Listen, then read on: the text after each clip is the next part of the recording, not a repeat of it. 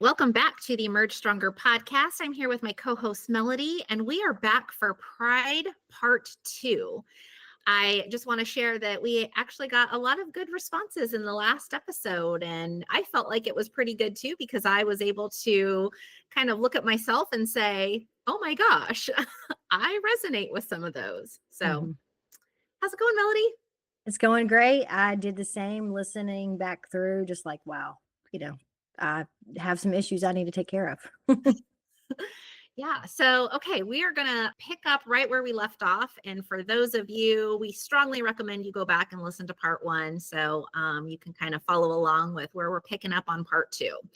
So we left off with number 7 of prideful phrases. And that was, I deserve this because I've worked harder than anyone else. And the next one that we're going to go over is, I'm not apologizing. I didn't do anything wrong. And so this is refusing to accept responsibility or acknowledge a misunderstanding.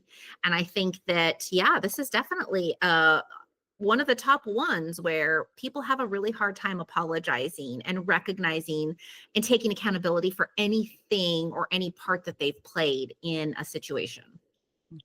Oftentimes with clients, you will see, yeah, I did ABC, but they did 1, 2, 3. And if they wouldn't have done 1, 2, 3, then I wouldn't have done ABC. And in reality, for the health of a relationship, you cannot control what the other person does. You can only control what you do.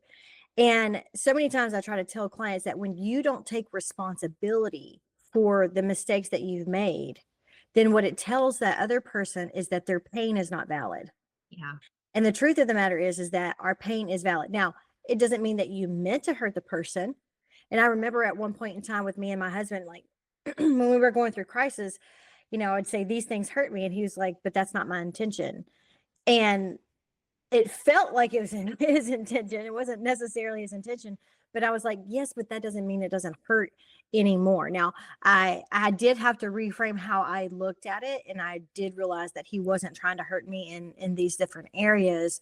In fact, he was hurting himself, but I had to reframe how to, because what I was doing is making him the bad guy. You're the bad guy or you're the villain, I'm the victim, and it wasn't exactly like that, but when a person does not apologize for what they do, it's like saying your pain doesn't matter. And that is problematic in a relationship because our pain is real, our pain is valid. Even if because anytime we have pain, we're looking at it through our perception. And other people may not perceive the situation and how it went down. I mean, we just had a conversation just a couple of days ago where I was like, am I looking at this the right way? Or am I being oversensitive about something? Right. And so sometimes our perception can cloud reality. But it's still my pain in situations or your pain in situations are still valid. I mean, our emotions are valid. What we do with that, we need to be mindful of. That's the thing that we're responsible for, right? Yeah. And I think it's all in the way that you approach it too. If you're like super stern and cold and you're like, I didn't do anything wrong, versus let's talk this out. And, you start communicating, and then the person that hurt you is like, oh, I can see why you took it that way. Mhm. That wasn't my intention. What I should have said was XYZ. And I think that that helps a lot too, rather than just kind of blowing it off. And that in itself is that very prideful behavior of, I'm going to blow you off because, kind of your feelings don't matter. I'm not apologizing. So, Mhm. Yeah, and I think, oftentimes we have to look at, we've discussed this in previous podcasts about, everybody is a little bit of a villain in a situation. When there's a disruption in some type of relationship, everybody contributes to that. And it doesn't necessarily mean it's 50-50, right? It could be 10-90, which even it's very rarely even that, typically it's a lot closer to even. But we have to realize that we too have been a villain in it. So apologizing for that part is super important. yeah. Okay. Awesome. All right. The next one. If they don't like it, that's their problem. So you have a complete lack of empathy for how somebody's actions affect others. Mhm. So I think that kind of does go back to your emotions don't matter. How you Mhm. feel is not valid. And I do remember even with my kids trying to be intentional about apologizing because I understood like my mom, we've talked about my mom being controlling in the past. She's not like that anymore. Her life is completely different. We have a great relationship and all of that. But when we were younger, it was like we weren't allowed to have the emotions. And so I tried to do that opposite. I did way better with the younger two kids than I did the older two kids because sometimes it's hard to break those generational habits, right? Mhm. Um, but I wanted to let them know that even if I didn't agree with how they felt, that their pain was important, right? And lack of empathy is not going to be beneficial to any type of relationship. Yeah. And I want to say, especially in a marriage. And so let's say that a husband or a wife makes a decision and they're like, hey, if this is the decision I've made, if they don't like it, that's their problem. Okay. Well, huge no in a marriage. You guys are a team. You want to talk it out. And again, this is where the communication happens and just being able to have that self-awareness to say, okay, number one, I'm not going to make this decision without my spouse. But even if it's a decision that you feel like your spouse would be okay with, it's still important to communicate about it Mhm. and to Yeah, hear the other person out. it shows respect, right? Mhm. Just the other day, you sent me a text and said, "Can I buy this for $17?" And I was like, "Of course you can buy something for so." But it wasn't because you needed my permission because we've talked about, those agreements on how much we can spend as business owners or, as partners and all that. But it was just showing respect. I did laugh about it. I was like, $7, sure, go ahead. But, I do appreciate that sentiment because it showed that you respected, my opinion about the $17, right? So, Yeah. that it's important. So I like that. I appreciate that, by the way. I didn't tell you that, but I'm telling you now. Well, you're welcome. Okay. And then the next one is they should have known better than to mess with me. A vengeful or self-righteous attitude. That one just like, even just reading it, Melody, that one irks me. I have a funny story for that one. So years ago, my youngest daughter, Layla, was in children's church and I dropped her off at children's church. And then after church, I went to go pick her up and she was mad, like super, super angry. And I was like, what is wrong? She was probably 4 or 5. So it's been several years ago. And she said, well, I was playing with the Legos or the blocks, something like that. And she said, I was building a tower and Cash came over and he wanted to play and I told him I was playing. And so he like kicked my tower over and I'm so mad. And I was like, yeah, baby, I understand, but we got to learn to love and forgive. And, I was trying to, tell her what would Jesus do and all of that. So the next week I bring her back and after children's church, I pick her up and she said, Mama, guess what? And I was like, what? She said, Cash was playing with the Legos. And I was like, really? Okay, what did you do? She said, I went over there and kicked him over like he did mine. And I was like, Layla, you're not supposed to do that. You're not supposed to, it's not eye for eye anymore, or whatever. And I said, I bet you feel bad, don't you? And she said, nope, I feel great. And I was like, okay, I have failed as a parent to teach her this, right? But when we have, I mean, it just makes you yucky. It just makes you yucky when you have that spirit about you that you want to, the retaliatory, spirit about you. And here's the thing: if you do retaliate, there's no way that you can guarantee that that other person is going to feel what you felt when they hurt you. You're two different people, two different life experiences, and it's not going to be a tit for tat. It's not going to be that way. Yeah. And he might have been completely fine with her kicking over the Legos or whatever. I mean, he probably wasn't, but it probably didn't hurt him like it did her, right? And because some people are right fighters, and there's a lot more gray. So some people are black and white, and other people are a lot more gray. And we just look at things differently. And so there's no guarantee that you're going to hurt them the way they hurt you. Yeah. And it just makes you ugly inside, right? And those people, they're bitter, they're unhappy, that want to retaliate against other people. And don't poison yourself like that. Yeah. Forgive it and move on. Yeah. So Okay. Let's move on to, we have some honorable mentions of prideful behaviors. And look, there's a list of of 10 of them, but we're just going to go, we kind of picked out 3. So the first one is interrupting or dominating conversations. And so when somebody just doesn't allow you to speak and they want to, just take over the conversation. Mhm. And it is a form of like controlling the situation, right? Mhm. And we know that control comes from a couple of things. It comes from fear and it comes from arrogance. And don't be the person that's arrogant. And sometimes people will do that to get their point across, but what ends up happening is they're really putting distance between them and the other person. Mhm. And it's a show, it's disrespectful. That's what it is. It's disrespectful. If you have the right to speak your mind and have your opinion, everyone else should also have that right to speak their mind. I mean, we have freedom of speech, right? So, Yeah. but freedom of speech should still even be in relationships, as long as it's respectful and in a sense. You don't want to be calling people negative names. And I mean, you can, the Constitution says you can, but it's not good for a relationship for you to do that. But it's just disrespectful, and it's controlling of the conversation of the other person. Yeah.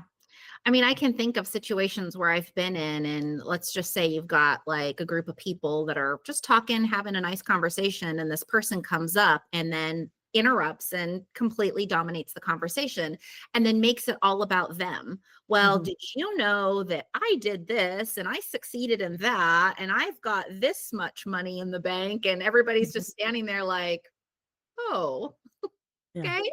And it really affects the dynamic of the conversation in itself, and then just the relationships that you're trying to build there.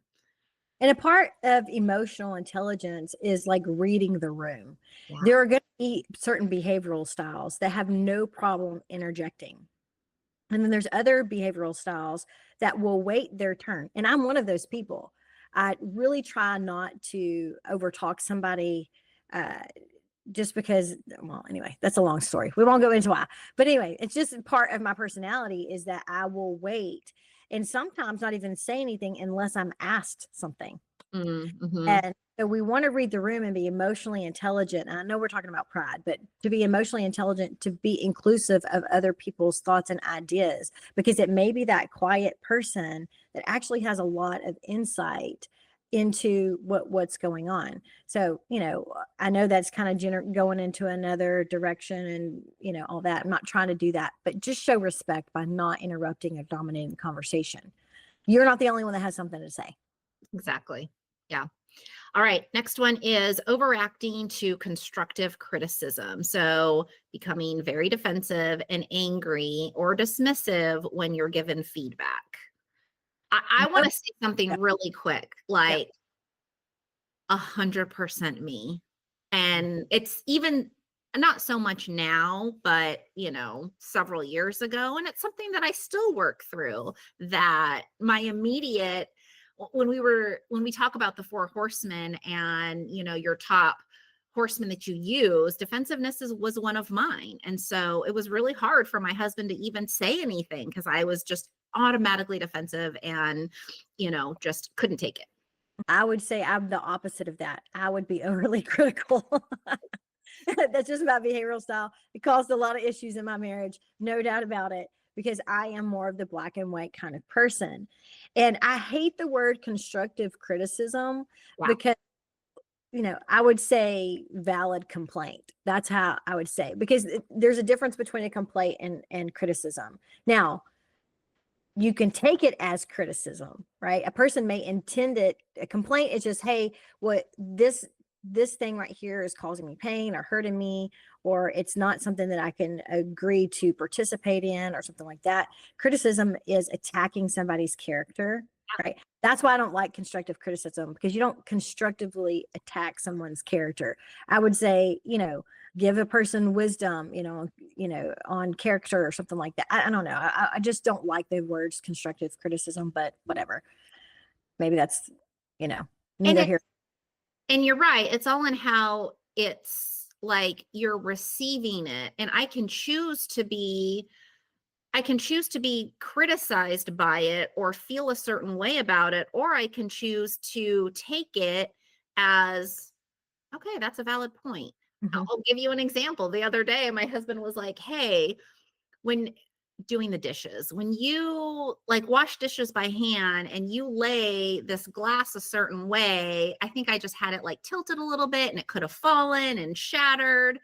He wasn't trying to attack my character or anything Mhm. like that. He was simply just saying, let's not do that because I'm afraid that it's going to fall on the floor and shatter. And we've got dogs running around, bare Mhm. feet, like all the things. And so I could have chosen to say, oh, he doesn't like the way I do the dishes, or, he's criticizing the way I do the dishes. No, Mhm. that's not what he was doing. Mhm. It was a valid point that he had. Speaking of valid points that husbands make, David also says things like we choose how we feel about something. It's not something like it is in our control how we feel about something. And a lot of, I've had people definitely criticize me or whatever, but that's why it's important to have a good solid circle Hmm. so that the people that you trust and you can go to and say, okay, I'm going to be vulnerable. This is how I reacted to this situation. What is your insight about this situation? Is it that I'm being too defensive or getting too angry over something that isn't a big deal, or is it valid? So it's good to have other people around to be the buffer to kind of help you, because we are biased in how we see things. Now, I know we're talking about overreacting to constructive criticism, and I would say let's look at the source.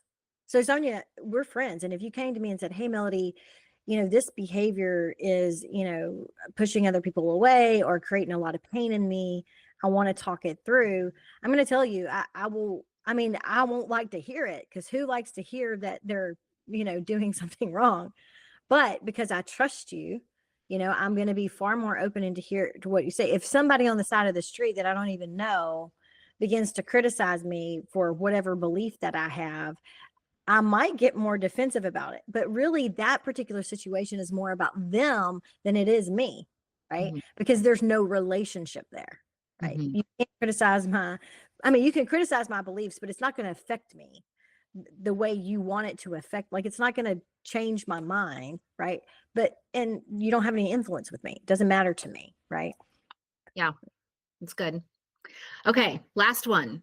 Being overly competitive. So you prioritizing winning, being the best of the best, and it's sometimes at the expense of a relationship or even, in family. Yeah. When I think about this, I always think about the disc profile, right? The behavioral styles, because there are certain personality or behavioral styles that prioritize task and getting things done and achieving things, and they don't put a whole lot of thought into how it may affect other people. So there's four categories. The D and the C are a lot more task oriented people, and so it's like I got to get these things done, and I don't really care how it makes you feel that I get them done. Whereas you have the I's and the S's that are far more okay. Yes, we need to complete tasks. Eventually we need to complete them eventually, but let's love each other while we get there, right? Let's be friends and all that. And so that can be problematic, in the workplace. It can be problematic, anywhere. And sometimes task oriented people are not always aware of how they're making the other people feel. I remember one point in time when me and my husband were doing coaching, my coach told me, did you say it like that? And I said, well, yeah. And he said, well, that's pretty cold. You're not taking into consideration how your husband would feel. Well, then it pissed me off, obviously. I got mad at the coach and was like, I'm not talking to him anymore. Right. I did eventually get over it because I really listened to what he has to say, because I am a task oriented person. I mean, even in my text messages, it's not typically good morning, how are you? And then the question, it's like da da da da da da, right? And sometimes I'll go back and say, oh, I'm so sorry. I'm so sorry. How are you doing? Right. So I have to remind myself to be not straight to the point. But when we're like that, when we're overly competitive and we're not considering how somebody else is, it becomes more about yourself, right? It's about my accomplishment instead of how I'm making any other person feel or the team feel. This is really important in business, how you make the other people feel. not taking advantage of them, not always being in the spot. Like, you have to be the spotlight. You have to be the one that everybody's looking at. And really, it isolates you from the rest of the group, for Yeah. sure. Yeah. So I'm going to share a little bit of my thoughts and perspective on that. And this is another one that I'm like, oh, I'm guilty of that one too. And I definitely have worked on this over the past several years, just with the emotional intelligence and self-awareness and all of those things. But I think that I felt several years ago that I had to be overly competitive, but it was coming from a place of insecurity. Yep. I was highly insecure. Mhm. And if I could accomplish this and do it better, then that made me feel better about myself, and other people would look at me differently. Mhm. Mhm. Yeah. So, Yeah, and I can see how that, that's a little bit about ego, right? mm, And I understand it. So I don't want to sit there and say, "Oh, these people are terrible people," because it's not true. It's just there's an insecurity, and there needs to be some type of fulfillment that's healthy in that area. And look, competition is good. It generates productivity in our lives, right? So I don't want people to think, "Oh, well, she's saying that it's not good to be competitive." It is good, but when you're doing it to the expense of everyone else, that's when it becomes problematic, right? And it isolates you. And yeah, we like the limelight being on us sometimes. Like, it's good to be acknowledged for your accomplishments or and all of that, because it does feel good. But when you need it, that's the thing, is the problem, right? yeah, If it happens because you're productive or you bring a lot of insight and all that, that's great. But if you need it to fulfill a broken place in you, that's when it becomes very problematic, because that's, you're focused more on yourself and not on the team. Going back, and I think we've talked about this in some other of our podcasts, but when we are in self-preservation or self-promotion, we are in the reptilian brain. And when we are back there, it actually closes down our ability to be creative, which is in the prefrontal cortex. And those two things compete with each other, mm, right?